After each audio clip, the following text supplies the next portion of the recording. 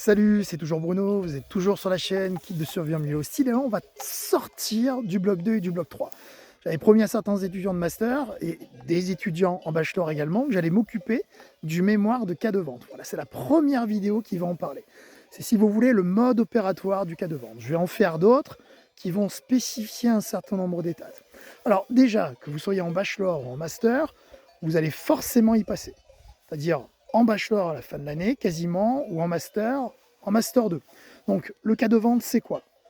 Vous êtes chargé d'affaires ou ingénieur d'affaires. Donc normalement, si tout va bien, vous avez une activité qui vous permet de vendre. Alors soit de vendre, soit d'être relatif à la vente. Notamment, je pense à ceux qui sont plutôt sur un poste d'assistanat pour les bachelors ou qui sont plus axés sur de l'avant-vente, comme chez certains de nos étudiants chez OBS, par exemple.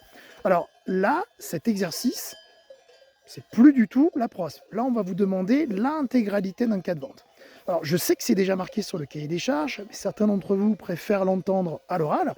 Ce mémoire de cas de vente, déjà, ce que ça n'est pas. Ça n'est pas un rapport de stage. Ça n'est pas « Ouh là là, j'ai réussi cette vente, c'était absolument génial, et merci à mon tuteur ». Non, c'est simplement une analyse d'un cas de vente. Je vais vous donner un exemple extrêmement simple. Dans l'année de bachelor ou de master, vous avez assisté, participé, vous avez fait de vous-même 2, 3, 4, 5, 6 affaires. Vous allez en récupérer une d'affaires. Et une affaire qui, pour vous, va être la plus pertinente par rapport à Eurydice. Parce que, mine de rien, vous êtes dans une école, même si vous êtes en alternance et que vous passez qu'une semaine par mois à l'école, on va vous demander de nous restituer ce que vous avez fait chez Eurydice. Ça veut dire que votre oral de bloc 2 ou de bloc 3 va forcément revenir dedans. On va vous demander de parler du spin, on va vous demander de parler du médic, on va vous demander de parler des matrices de contrepartie et de tout ce que vous avez appris. Donc l'objectif, c'est pas tellement de nous faire un rapport, c'est de nous faire une analyse de votre cas. Alors, pour chacune des étapes de cette analyse, je vais vous faire d'autres vidéos qui vont vous permettre de mieux comprendre comment ça se passe.